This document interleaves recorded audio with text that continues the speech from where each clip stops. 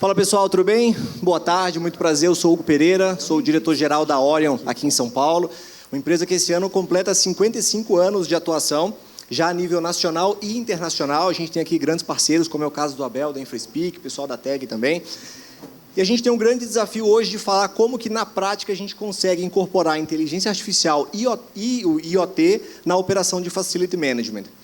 Mas antes eu queria fazer uma pergunta. Quantos de vocês aqui trabalham diariamente na área de Facility Management? Podem levantar o braço. 1, 2, 3, 4, 5. Acho que viemos no evento errado, Abel. Pessoal, alguém aqui não sabe o que é Facility Management? Pode levantar a mão na boa. Estevam não sabe?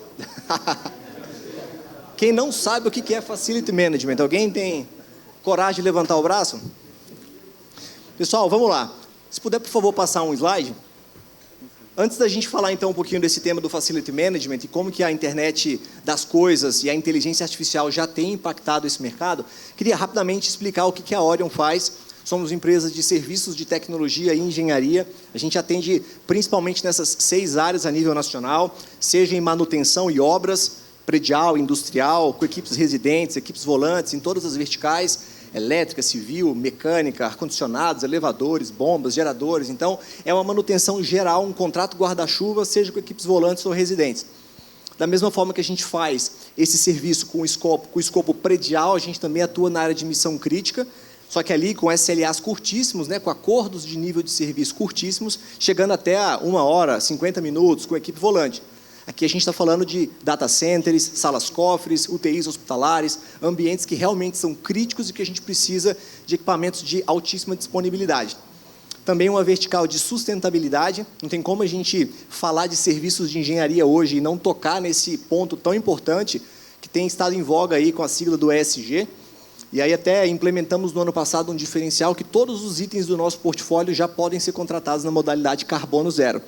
Então, ali a gente faz instalação de usinas fotovoltaicas, manutenção de usinas, sistemas de esgoto a vácuo também para trazer eficiência hídrica predial. Temos a gestão de infraestrutura, que é uma gestão continuada de suporte de engenharia, em que a nossa equipe técnica de engenharia dá suporte aos gestores de Facility Management, em todas as áreas da engenharia, mecânica, civil, elétrica, automação e controle, engenharia química. Na vertical de segurança eletrônica, em todas as áreas de CFTV, controle de acesso, detecção e combate a incêndios, segurança perimetral, tanto em obras, configuração, instalação e manutenção. E também as soluções IoT, que hoje, por mais que esteja apresentado ali como uma vertical à parte, eu consigo dizer com muita naturalidade que já agrega valor em todo o negócio da empresa. O Abel sabe disso, a gente fala bastante de como que a tecnologia já tem permeado a operação de uma empresa que faz manutenção há mais de 50 anos. E é bacana ver essa disrupção e como que o mercado vem evoluindo. Mas vamos lá. Para quem levantou a mão e disse que não sabe o que é o Facility Management, a Abel comentou que tinha algumas pessoas da Abrafac aqui, mais cedo, não sei se continua aqui agora no período da tarde. Facility Management é um termo criado para representar a área de negócios que cuida da operação de uma infraestrutura, seja predial, seja de um data center, seja de uma indústria. Eu dou aula de Facility Management, de manutenção predial, já há bastante tempo. Eu fiz uma pesquisa para entender um resumo do dia de um gestor de Facility Management, o gerente predial, o responsável pela infraestrutura.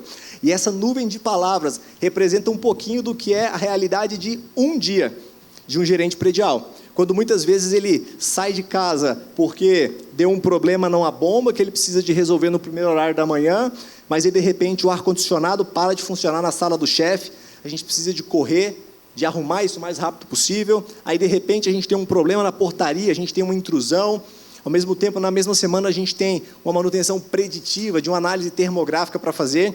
Então, é um emaranhado de informações. E a ideia é de apresentar para vocês hoje como que, através da tecnologia, a gente consegue organizar essas informações. Organizar esse emaranhado de termos, de problemas, que tantas vezes nos faz ter uma atividade de apagar incêndio.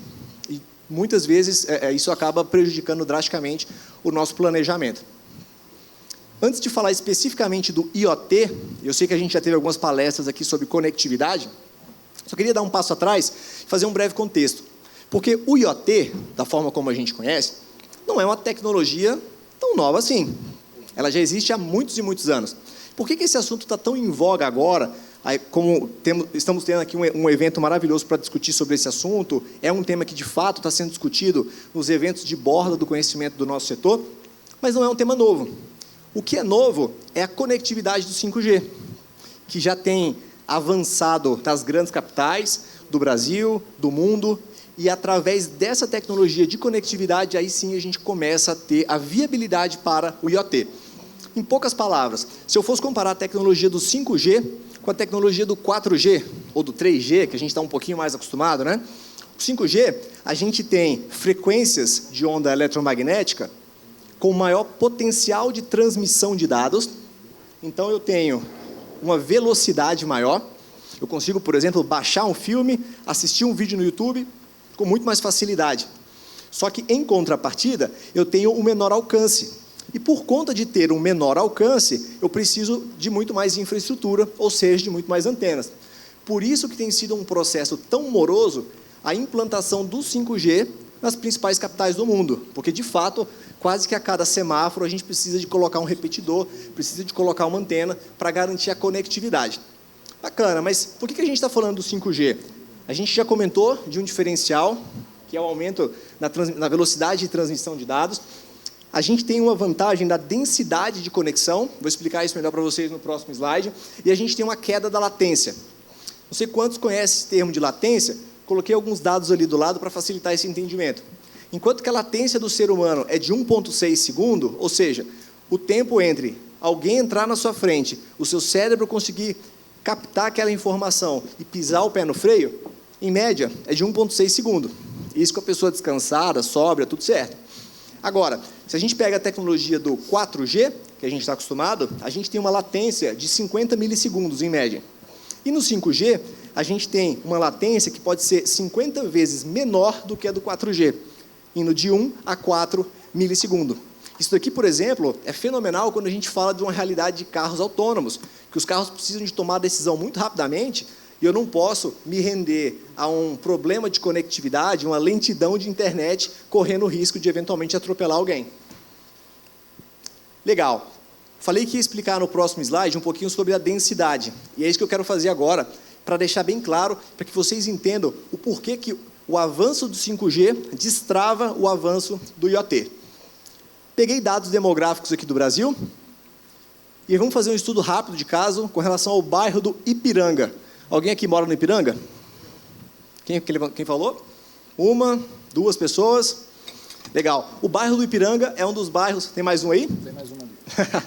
O bairro do Ipiranga é um dos bairros mais povoados do Brasil. E aí eu peguei o bairro do Ipiranga como exemplo. A gente tem, em média, isso no censo atualizado 2020, 12.368 habitantes por quilômetro quadrado. Legal. Uma informação de input que eu trago é que o 5G permite a conectividade de mais ou menos 1 milhão de dispositivos por quilômetro quadrado.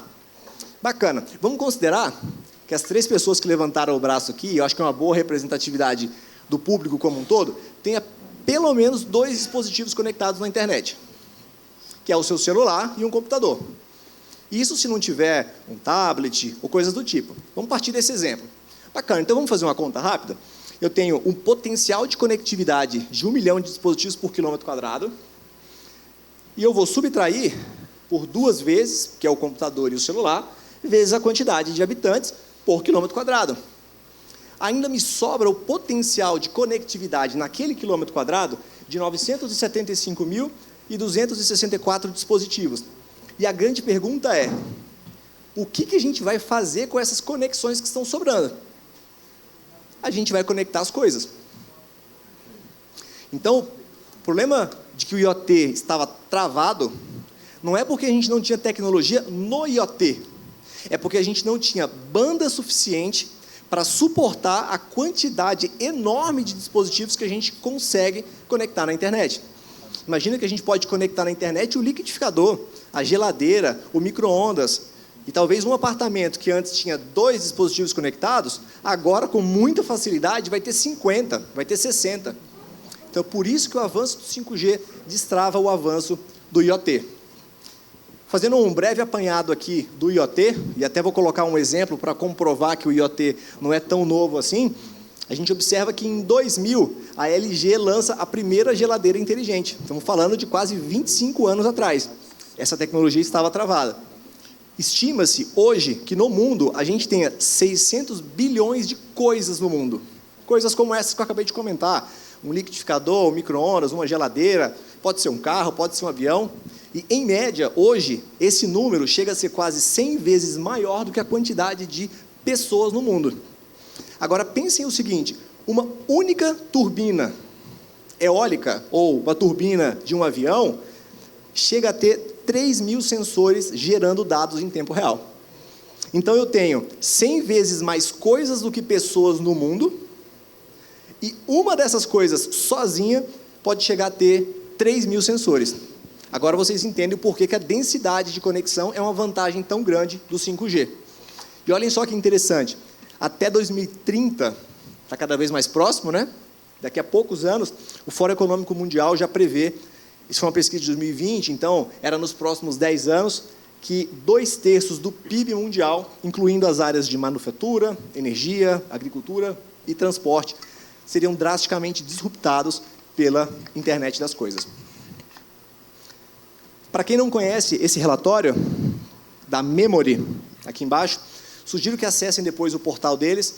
É uma empresa de fora, uma empresa de pesquisas de mercado, e eles têm um capítulo específico com esse título aqui, ó, a internet das coisas em edifícios comerciais inteligentes. E eles fizeram um mapa de todos os principais sistemas prediais, dos níveis de maturidade que a gente já tem em cada um desses sistemas. Então, aqui a gente percebe, acho que não tem laser aqui não, né, Estevão? Deixa eu ver, não? Aqui a gente percebe, vou no dedo mesmo, que a gente tem, por exemplo, de perto é difícil de ver, ar-condicionado, HVAC ali embaixo, controle de iluminação, Digital Twin, que a gente ouviu falar bastante hoje na apresentação excelente da NVIDIA, que eu pude participar. A gente tem medição de consumo de energia, waste management, toda a parte de resíduos que também pode ser avaliado. Então, é um relatório muito bacana que mostra, dentro dos principais sistemas prediais, onde que hoje a gente ainda tem tendência e onde que hoje a gente já tem realidade num contexto de internet das coisas, inteligência artificial, aplicado, de fato, na gestão de um empreendimento. Na prática, o que a gente enxerga de mais usual para o mercado brasileiro? Esses são os principais parâmetros que hoje a gente consegue monitorar com muita facilidade. Mas a gente vai discutir daqui a pouco na mesa redonda, e já tem muitos outros parâmetros que facilmente podem ser analisados em tempo real através das tecnologias do IoT. Esse slide é muito bacana, porque mostra, a gente está aqui em 2024, mas se a gente for fazer uma perspectiva de 2020 a 2027, em 7 anos, a gente está falando que o potencial do mercado de IoT no mundo, também dados da Memory, vai mais do que dobrar. A gente está falando de um mercado de 38, quase 39 bilhões de dólares ano, para um mercado com a perspectiva de que daqui a 3 anos atinja quase 93 bilhões de dólares ano. Então, realmente, a gente está no momento certo de investir a nossa atenção, o nosso tempo e os nossos recursos em se capacitar e em poder oferecer isso para os nossos clientes, para os nossos clientes internos também, que vão se beneficiar de termos escritórios, indústrias e data centers, não só mais confortáveis, mas também mais disponíveis, que é muito importante na operação. Pessoal, para terminar, e para a gente começar a mesa redonda, separei 3 slides com outras tendências tecnológicas, algumas já foram comentadas aqui em outras apresentações, então nem vou me expandir muito nelas, mas tive a oportunidade de fazer um curso sobre tecnologias disruptivas há algum tempo atrás, e essas 3 também estavam em destaque, além do 5G, além do IoT. O Digital Twin, que a gente ouviu bastante hoje na apresentação da NVIDIA. Essa, por exemplo, é uma representação de um data center. Em tempo real, eu consigo avaliar como que está o fluxo de ar quente, ar gelado nos corredores e nas máquinas. Então, é quase que uma simulação termográfica em tempo real para a gente conseguir reposicionar as máquinas dentro da sala, e ali uma imagem que representa esse vídeo. A gente também tem uma forte tendência, o Abel comentou que a Abrafac estava aqui de manhã, ano passado saiu uma reportagem na IFMA, que é uma instituição tão grande quanto, talvez até um pouco maior, lá dos Estados Unidos, e foi capa de revista como uma das principais tendências tecnológicas para o ano 2024, a realidade aumentada, que já pode sim ser utilizada para manutenção, para controle de estoque, para controle de validade de alimentos, por exemplo, de lotes de alimentos no supermercado. Então, também é uma tecnologia interessante para a gente estar atento. E, para terminar, o BIM, que é uma tecnologia também muito importante, não tão nova também, mas que está cada vez mais em voga. Acho que durante o período da pandemia ela deu uma paralisada, uma esfriada talvez nesse assunto, mas tem retomado com tudo, principalmente porque eu consigo agora simular os meus espaços, simular os meus prédios e ter representações muito reais da construção, diferente do que seria uma planta 2D de um CAD, por exemplo, de tal forma que isso facilite drasticamente no período de operação e manutenção.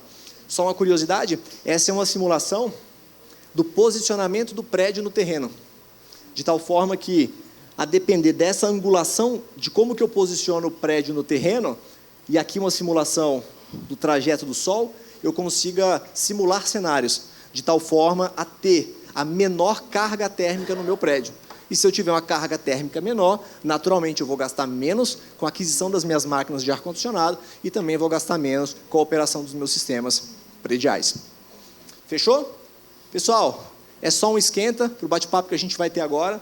Já aproveito para chamar, então, o Abel, todo mundo que vai participar. E está aqui os meus contatos. Só um minutinho antes de chamar a turma aí, que a gente vai ter uma apresentaçãozinha, mas salva de palmas, Hugo Pereira.